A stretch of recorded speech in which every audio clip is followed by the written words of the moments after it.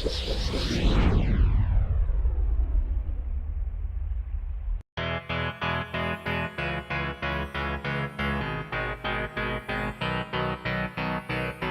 développe une technologie qui permet de faire de l'interprétation automatique d'électrocardiogrammes. Donc, les maladies cardiovasculaires sont la première cause de mortalité dans le monde, c'est à peu près 30% des décès. Et l'électrocardiogramme, qui est l'examen qui mesure l'activité électrique du cœur, est l'examen central de détection des maladies cardiovasculaires. Le vrai souci de l'électrocardiogramme, c'est que la majorité ne sont pas interprétés par des cardiologues et que le souci d'interprétation est un souci vital. Grâce à notre intelligence artificielle, nous allons pouvoir apporter l'expertise de l'interprétation de l'électrocardiogramme à toutes les personnes qui en ont besoin.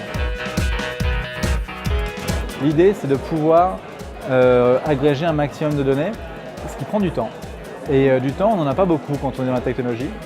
Et c'est pour ça que dès janvier 2015, on va lancer une plateforme sur le site ecg.fr qui va permettre de mettre en relation les médecins généralistes avec des cardiologues.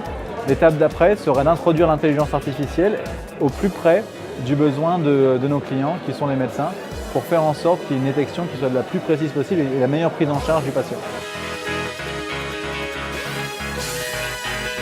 Il y a surtout le partenariat qu'on a pu monter avec Orange Healthcare, donc toute l'équipe de Thierry Zilberberg, je pense à Benjamin Sarda, Emmanuel Pierga, Nicolas Sturm, qui nous ont permis finalement d'une part d'améliorer pendant 4 mois en étant au plus proche de leurs équipes toute notre réflexion sur le marché, mieux comprendre les médecins, mieux comprendre la plus-value de l'intelligence artificielle.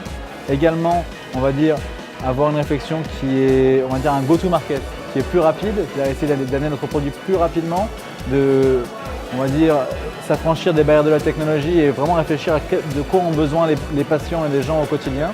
Et donc pour tout ça, on a envie de remercier Laurent Char.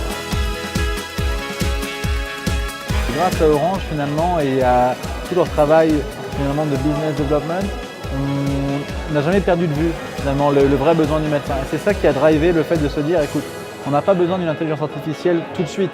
Si on peut aider le médecin maintenant, ne serait-ce qu'avec des briques logicielles qu'on a déjà développées, ça nous permet de valider le marché, ça nous permet d'aider déjà des personnes et ça nous permet ensuite de créer les bonnes bases pour un développement à venir.